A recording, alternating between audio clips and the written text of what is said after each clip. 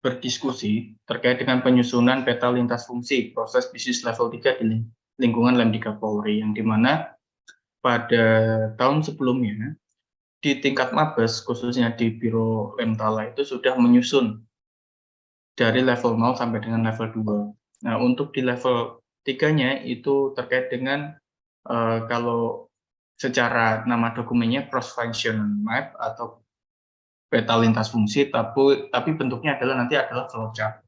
Yang ini diserahkan penyusunannya kepada tiap-tiap satker, seperti itu. Dalam penyusunannya sendiri di sini itu dasar hukumnya itu ada Permenpan nomor 19 tahun 2018 tentang penyusunan peta proses bisnis instansi pemerintah. Yang dimana peta proses bisnis merupakan acuan bagi instansi pemerintah untuk menggambarkan hubungan kerja yang efektif dan efisien. Nah, di sini kita akan menggambarkan proses dari sebuah kegiatan-kegiatan yang ada di lingkungan Lemdiklat khususnya pada saat ini itu seperti apa. Terutama pada hari ini kita akan membahas terkait dengan proses bisnis terkait kegiatan dari pengelolaan pendidikan dan pelatihan pembentukan, lalu juga ada terkait dengan pendidikan pengembangan. Itu prosesnya dari awal sampai dengan akhir itu seperti apa. Nah, dasar dari kegiatan ini atau secara teoretik itu ada namanya Porter Value Chain. Nah, apabila kita mengacu pada Porter Value Chain, di situ ada dua kegiatan utama, yaitu kegiatan pendukung dan kegiatan inti untuk menunjang dari tujuan organisasi. Nah, kalau kita gambarkan di sini ada dua, yaitu yang di atas itu adalah kegiatan pendukung, lalu yang di bawah ini adalah kegiatan utamanya. Untuk di Lemdiklat, untuk yang di bawah, yang kegiatan intinya itu ada pengelolaan program diklat, ada pengelolaan kurikulum bahan ajar diklat, ada pengelolaan pelaksanaan diklat, ada pengkajian dan pengembangan diklat, dan uji kompetensi. Yang dimana ini memang core bisnis dari Lemdiklat itu sendiri. Nah, sedangkan untuk pendukungnya itu ada mulai dari perencanaan, sistem dan informasi, Sarpras, SDM, sistem manajemen. Yang tujuannya muaranya tetap menjadi satu, yaitu untuk terbentuknya profesionalisme SDM Polri kegiatannya. Next, kalau kita gambarkan secara umum, proses yang ada di organisasi, ya mulai ada kebijakan, ada seleksi SDM, ada Sarpras, ada koordinasi, ada kenaikan pangkat, ada kerjasama, sampai dengan adanya perencanaan. Itu adalah kegiatan-kegiatan yang ada di sebuah organisasi, yang dimana itu akan tergambarkan di level 3 ini. Cuman kita akan lebih menggambarkannya spesifik pada hari ini terkait dengan pelaksanaan Dikduk dan Dikbang. Itu prosesnya seperti apa. Sesuai dengan dasar hukum yaitu Permenpan nomor 19 tahun 2018, di situ ada akronim SIPOK untuk menyusun proses bisnis ini. SIPOK adalah suatu rangkaian proses untuk mengelola input berasal dari supplier sehingga menghasilkan output agar customer menjadi puas. Jadi yang akan kita gambarkan di sini adalah mulai dari siapa saja yang berperan di situ dalam sebuah kegiatan, katakanlah ketika pelaksanaan Dikduk yang berperan siapa saja? Yang berperan di situ ada Pak Kalemdiklat, lalu ada juga dari Prodiklat, lalu juga ada dari Akpol, ada SPN juga. Nah, di situ yang terlibat adalah siapa saja yang ada di situ. Lalu juga inputnya itu menggambarkan masukannya berupa apa? Apakah mulai dari kegiatan dari rekrutmen ataupun apa itu kegiatan inputnya, lalu prosesnya. Nah, prosesnya sendiri dari pelaksanaannya akan kita gambarkan. Lalu output dari kegiatan pelaksanaannya itu berupa apa?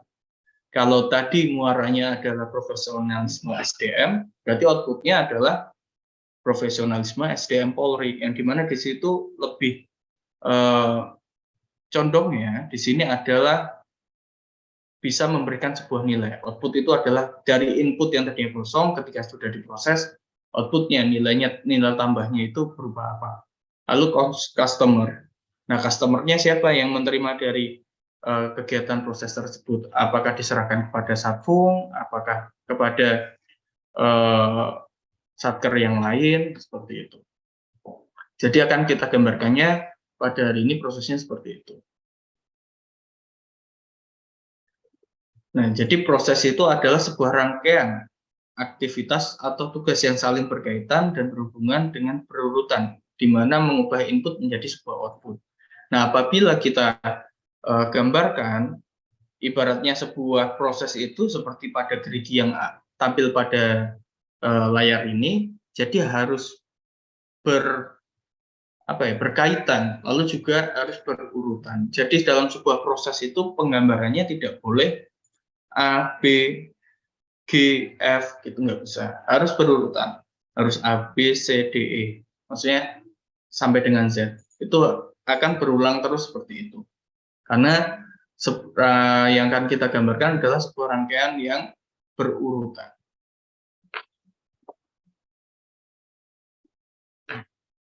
Jadi peta proses bisnis ini sendiri kalau di Permen Pan RB nomor 19 tahun 2018 itu sudah digambarkan. Di situ kegiatannya itu terbagi menjadi tiga kegiatan utama. Kalau tadi di swasta itu ada gambar menjadi 2 kegiatan utama yang ada di portal value chain. Kalau menurut Permen Pan RB terbagi menjadi 3 kelompok utama, yaitu kegiatan manajerial, kegiatan utama, dan kegiatan lainnya. Kegiatan lainnya ini biasanya kegiatan-kegiatan pendukung.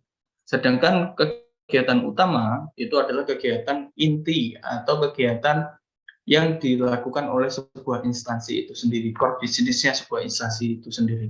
Sedangkan manajerial itu adalah kegiatan-kegiatan manajerial yang untuk secara langsung atau tidak langsung mempengaruhi dari kegiatan utama yang dilakukan oleh instansi tersebut.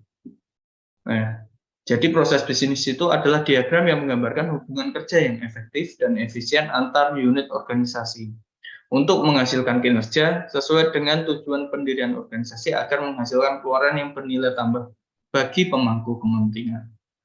Sesuai dengan asas atau akronim dari SIPOK itu tadi. Lalu apa fungsinya dari penyusunan proses bisnis ini? Yang pertama, yaitu kita dapat melihat fungsi mana saja yang termasuk dalam kategori harus ditangani, harus tetap ditangani, dapat ditangani, serta dapat berhenti ditangani. Apabila memang itu tugas atau fungsi yang tidak sesuai dengan apa yang dilakukan. Yang kedua, bagaimana implikasinya jika suatu fungsi tersebut dihentikan atau dialihkan ke unit lain. Nah, ini implikasinya terkait dengan apabila ternyata kita tidak terlibat dalam fungsi tersebut atau kita tidak melaksanakan fungsi tersebut, tapi dikerjakan oleh satker yang lain, itu nanti implikasinya seperti apa. Kita dapat men-tracking hal-hal seperti itu. Lalu yang ketiga itu unit organisasi mana yang lebih tepat menangani fungsi-fungsi yang dialihkan. Dan yang terakhir, adakah fungsi baru yang harus ditangani oleh Polri? Nah, di sini kita bisa menambahkan fungsi-fungsi baru. Apabila memang sejauh ini memang sudah dilaksanakan fungsinya, namun belum ditulis atau belum digambarkan secara tugas dan fungsi, atau secara alur dari proses bisnis ini sendiri. Seperti itu. Nah, proses penyusunan dokumen proses bisnis ini erat kaitannya dengan reformasi birokrasi dalam sebuah organisasi. Yang dimana dengan adanya proses bisnis ini, itu dapat meningkatkan reformasi birokrasi dari sebuah instansi itu menjadi lebih baik. Bisa menggambarkan yang pertama itu birokrasinya yang lebih bersih dan akuntabel, lalu kita bisa melihat secara langsung prosesnya seperti apa, lalu birokrasinya bisa tergambar dengan efektif dan efisien, lalu yang terakhir adalah birokrasi yang memiliki pelayanan publik berkualitas.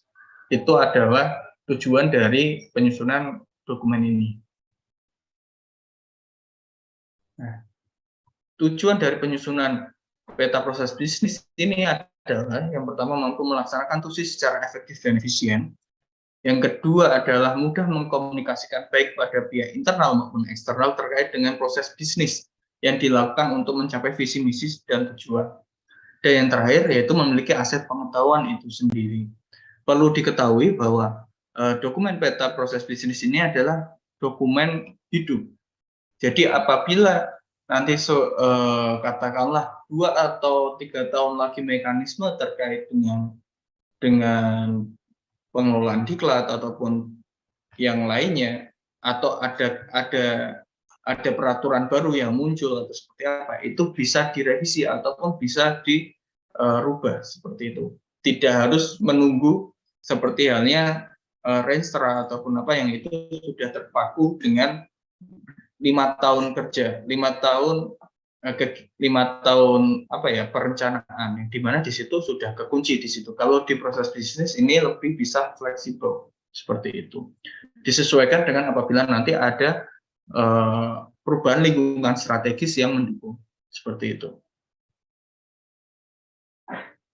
Nah, ini adalah kegiatan salah satu metodologi yang kita lakukan pada hari ini. Kita akan melakukan fokus group discussion dan interview, dan tentunya dengan observasi. Namun karena kita melalui Zoom, mungkin nanti kita akan lebih fokusnya di fokus group discussion dan interview.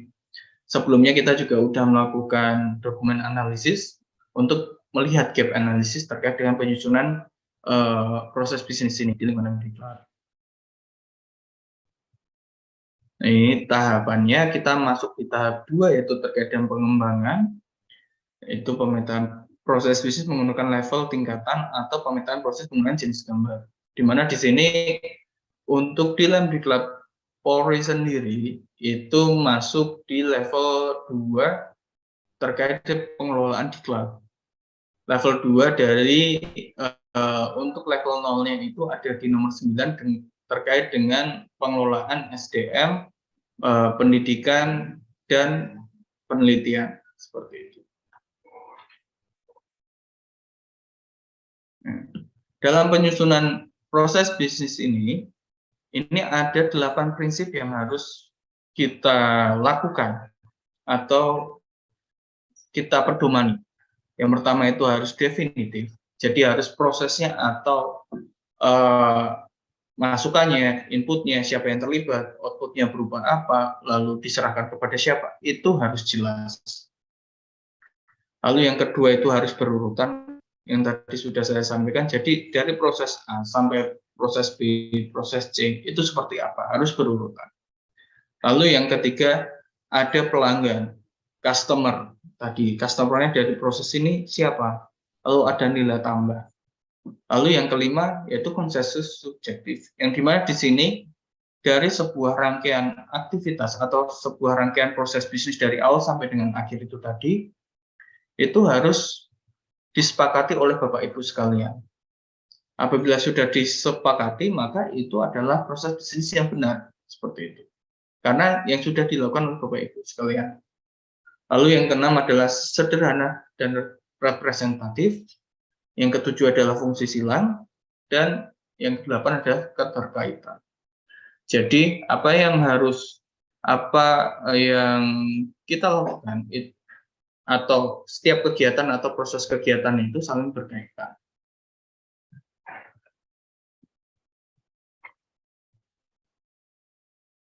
Berikut adalah 3 pengelompokan dari jenis proses bisnis dari sebuah organisasi, itu dikelompokkan menjadi bisa berdasarkan tiga dari prinsip ini. Yang pertama itu pengelolaan dilakukan berdasarkan kegiatan, lalu yang kedua pengelolaan didasarkan pada seluruh kegiatan aktivitas proses kerja yang dilakukan oleh dalam instansi pemerintahan, dan yang ketiga adalah pengelompokan dilakukan secara sederhana.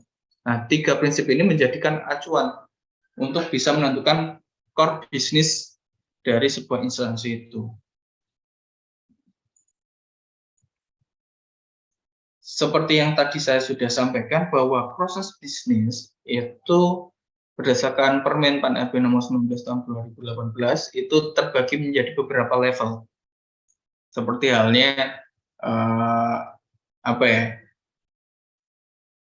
Kalau bisa kita bilang di sini itu kayak folder.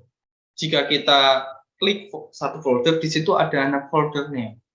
Apabila anak foldernya itu kita klik lagi, maka di situ ada folder-folder lainnya yang dimana itu bukan foldernya itu dalam hal ini berupa adalah sebuah kegiatan atau sebuah proses bisnis itu sendiri. Nah, di sini ada level 0. Level 0 ini adalah peta proses organisasi yang dimana levelnya itu ada di tingkat Mabes yang dibuat secara organisasi di tingkat Polri. Turunan dari level 0, apabila kita klik di salah satu folder itu tadi di level 0, itu masuk ke level 1, peta subproses. Yaitu di mana di situ lebih spesifik menggambarkan sebuah kegiatan yang dilakukan dari level 0 itu sendiri. Lalu turun lagi ke level 2, peta lintas fungsi. Atau kalau di sini peta lintas fungsinya itu di level 3. Cuman kalau di sini digambarkannya itu turunannya secara teoretik di permen manipul di level 2. Kalau di tingkat pol di level 2 itu masih peta subproses lagi, turunannya dari level 1. Seperti itu. Dan level KM, aktivitas, memberi gambaran yang bagaimana suatu proses dijalankan oleh pelaku-pelaku dari awal hingga akhir dan output yang spesifik.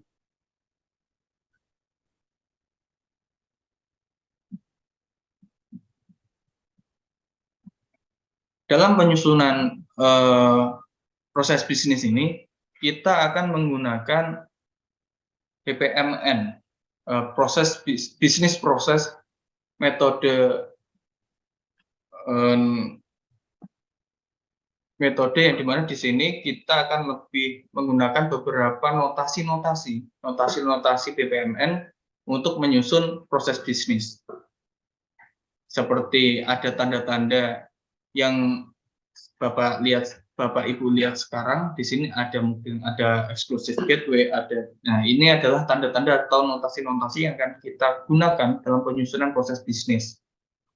Dan di mana ini sudah juga menjadi landasan atau sesuai dengan ISO. Apabila ini dokumennya ini sudah terbit lalu kita sempurnakan kembali, ini bisa menjadi sebuah basic untuk kita mempunyai standar untuk ISO itu sendiri. Terlebih apabila proses ini itu bisa berjalan dan dilaksanakan dengan baik sebagai pedoman, seperti itu.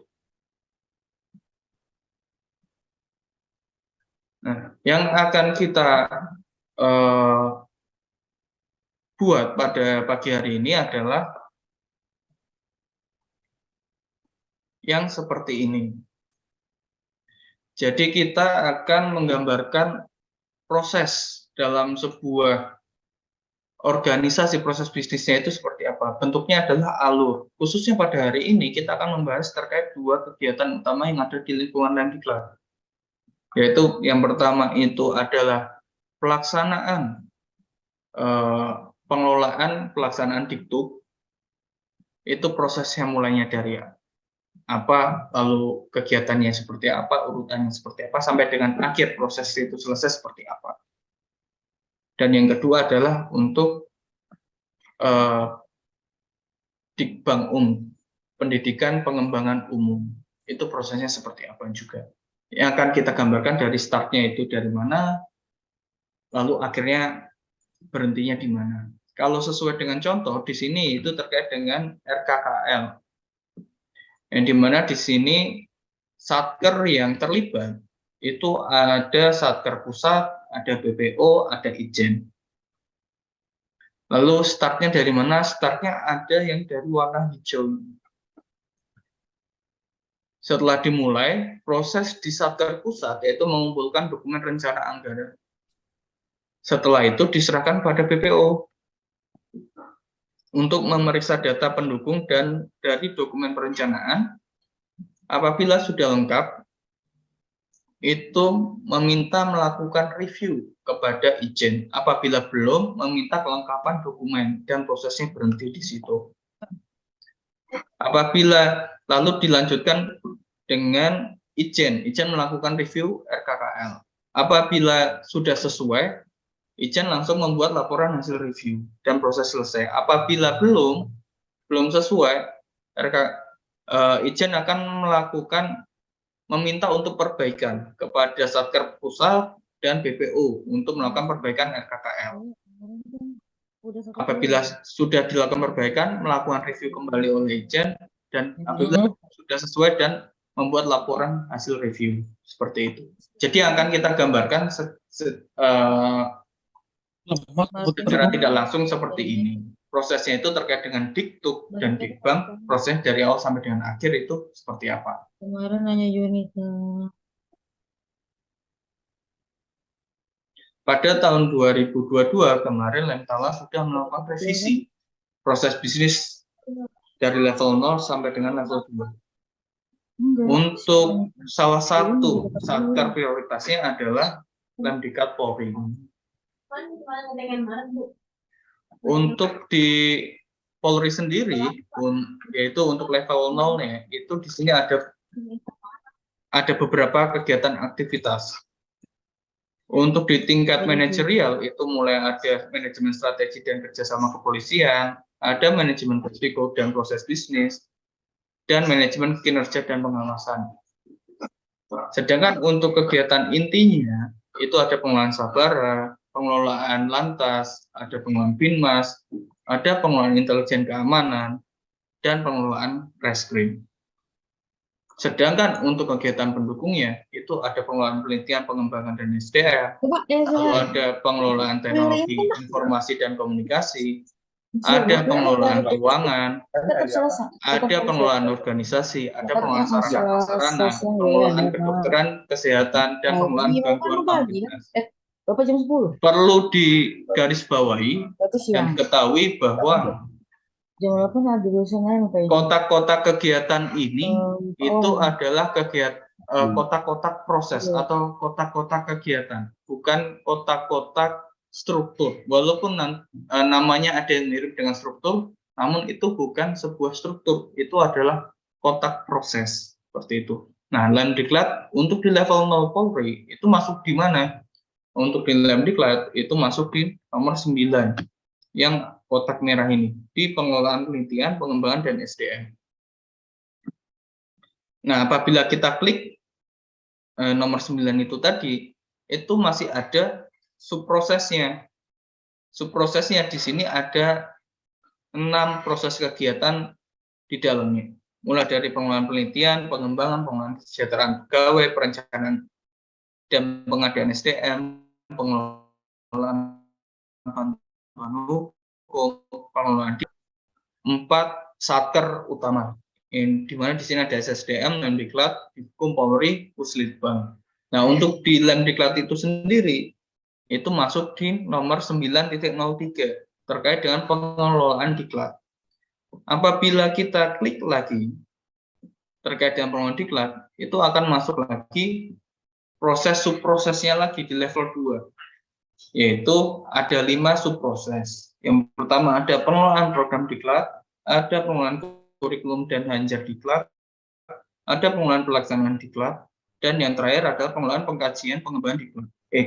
Pengkajian dan pengembangan diklat, dan yang terakhir adalah uji kompetensi itu sendiri. Nah, di sini untuk pembagiannya itu untuk di Diktuk Dikbang itu ada di Satuan Pendidik seperti itu. Mungkin itu saja paparan pada pagi hari ini terkait dengan materi. Setelah ini akan kita lanjutkan dengan penyusunan proses bisnisnya.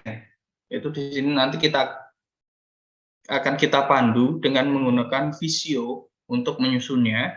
Jadi kita sudah melakukan drafting sebelumnya dan hasil dari beberapa asistensi sebelumnya. Jadi nanti kita akan lebih prosesnya diskusi dan konfirmasi saja terkait dengan kegiatan-kegiatan dalam pelaksanaan Diktuk dan Dikbang khususnya. Baik. Apakah ada pertanyaan Bapak Ibu sekalian?